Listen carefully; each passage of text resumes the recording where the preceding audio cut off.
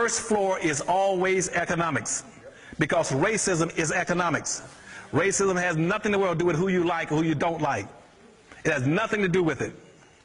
Only when they beat up on you now because they know you don't have any economics. You don't have a basis beneath you. When they drag you to shooting black folk, they're not shooting you because you're black. They're shooting you because of your social economic condition.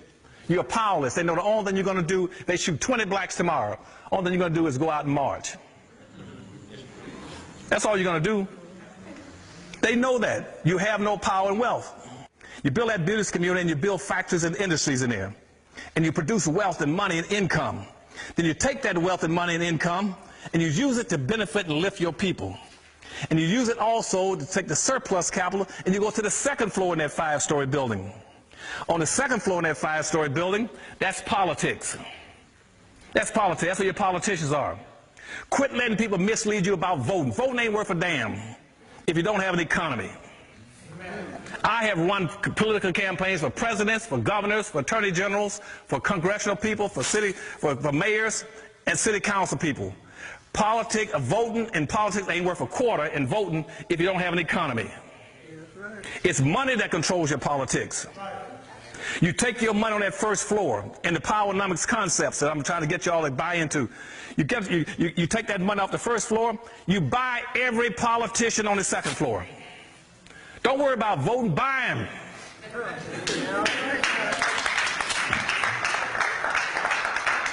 Be just like the mafia. Be like the mafia. Just buy them. If you can't, you don't have enough money to buy them, then rent or lease them for a while. You rent and lease him. Then you commission him and say, now on this second floor, now that I bought you, just like all this next election, you can see all this money going into all these candidates, billions and millions of dollars. They're buying those politicians. You buy them on the second floor.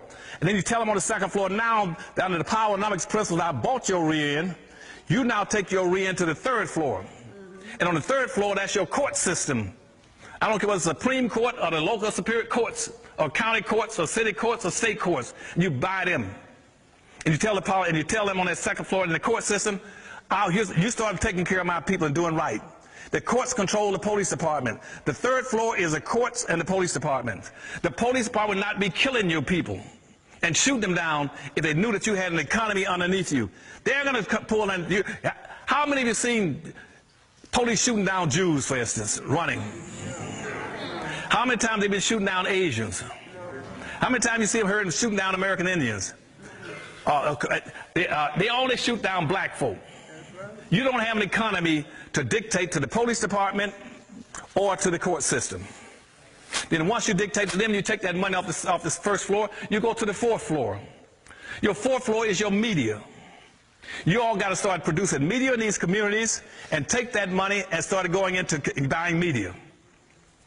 You got about 12,000 radio stations in the United States, about 12,000 cable systems in the United States, about 5,000 daily newspapers in the United States, and about 5,000 also, what did I miss? Television stations. You own nothing. Out of 12,000 radio stations, you probably now own about 60 or 70. Out of cable systems, you don't own any, not one. Television station, you used to own one out of 5,000. Daily newspaper, you don't own anything, not one daily newspaper. How in the world can you communicate? How in the world can you mobilize your people when you don't own the media to get in touch with them and tell them what to do? If you right now try to promote something for black folk, most media will not even carry it. Most white corporations won't even buy tickets or ads to help you do it. If you have a black radio station, you cannot have black media unless you got black businesses. Because you need the advertising dollars to keep the business, keep the radio station, the media going. The people say, why can't we own some radio? Because you don't have any businesses to buy the ads. Whites not going to buy it. But you can get white racists on TV and on the radio. You can get the Rush Limbaughs or the Hannitys or O'Reillys on the Fox channel. That whole Fox channel is loaded down with racists. But they get the advertising dollars to stay on the air. You know why? Because you give them the money. I don't see any black folk in America renegotiating their relationships. When did you renegotiate your relationship with white corporations? Saying that if I see you supporting the Fox channel on this negative stuff about black folk, you'll never get another dollar out of the black America. You won't do it. You should be doing it. Y'all should be sending letters every chance you get and calling on the say any white person on any of the Fox channel I hear saying something that implies or suggests or intimate that black folk are stupid, lazy, and dumb, and criminal, we will shut off every dollar coming into your company. That's right. They're not scared of you. They got your money for granted. They know they're going to get your dollar because they know you don't have any businesses to buy from. You don't have any alternative places to go get your gasoline, like in Detroit, Michigan, when the Arabs took over 144 out of 146 gas stations. You don't own and control anything. You're dependent on them. They say, we ain't worried about them black folk. They don't have any choice but to come give us their money. We'll kick their butts and they still got to give us their money. And the same thing is true with politics. The Republican Party don't need you. They know they got you locked in box. They know you're going to belong to the Democratic Party. Democratic Party said, we got you locked in box. We don't need you either.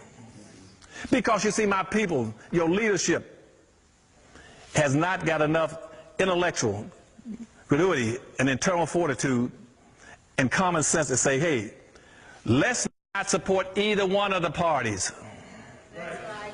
Let's create.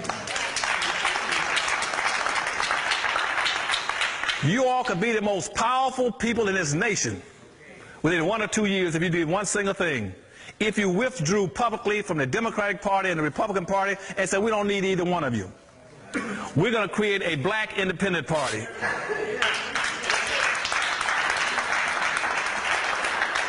And in that black independent party, we're going to trick you all because we're not going to run any candidates.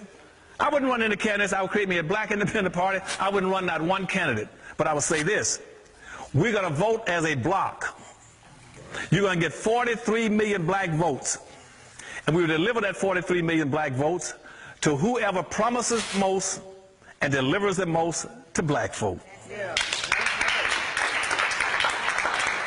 We don't care what political party you belong to. You can be, and we don't care whether you're a black person, a white candidate, a pink candidate, a yellow candidate, or just an outright Sambo. We don't care. We will vote for anybody who would deliver and promises the most to black folk. That's the way you play politics. And I guarantee you, from all my years in running campaigns, every politician would knock down anything to get to your door. He said, you know what? If I deliver something to black folk, I can pick up 43 million black votes. Hell, I don't need a lot of people. I don't need it. I'll be there. Even though Hispanics have bypassed you in population, might have about 43 or 45 million Hispanics in the United States, their turnout rate is only in the 20%. You still got them beat. Hispanics might have picked up the population, but they don't have the voting capacity yet. You can deliver and become the most powerful people in this country if you started voting as an independent bloc.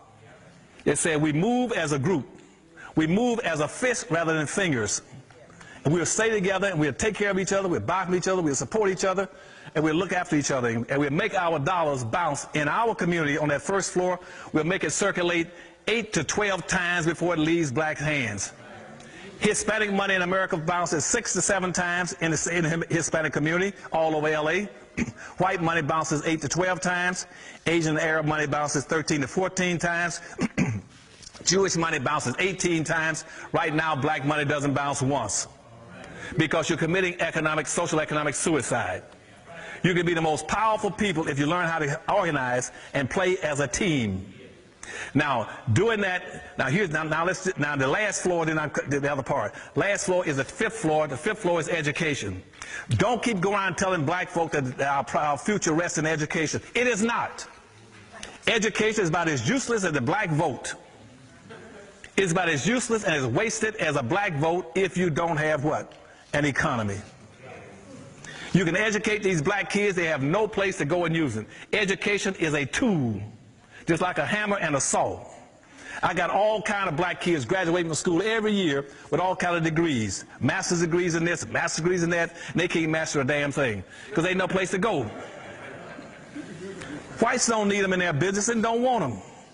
So you're educating your kids to get an education and leave your community, go to somebody else's community, look for somebody else's business, work in somebody else's job, producing the wealth, power, resources. What's the difference between that and a slave? You're still in the same spot. You should be saying, go off and get an education and come back home. to our community and build things for us. And rather than going out looking for jobs, make your organizations, both whether religious or civil, make your politicians teach black folk how to produce jobs, not look for jobs. And we're doing that now by going to the last point, is that's called exceptionality. We do that by telling everybody, tell all your politicians from this day forward, we heard Dr. Edison speak. And what he says from now on is that we're not going to play the game anymore. We're going to stop doing what we've been doing in terms of inappropriate behavior. We're not against anybody. I don't want you all to hate anybody. I don't want you all to be against Hispanics, Arabs, Asians, midgets, humpbacks, anybody else. Just strictly be for your own people. Okay?